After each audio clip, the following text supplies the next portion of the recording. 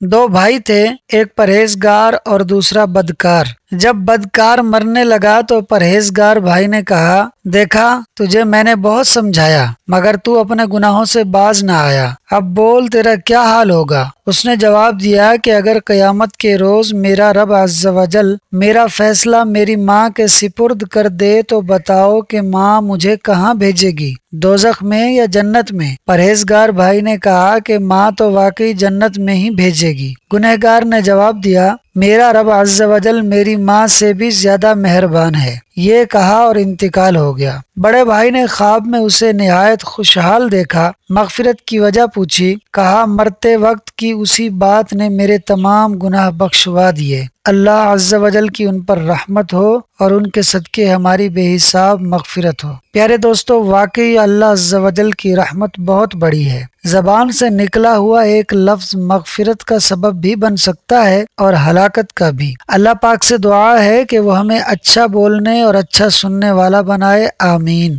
Video اچھی لگی ہو تو فاز سنو یوٹیوب چینل کو سبسکرائب کر لیں۔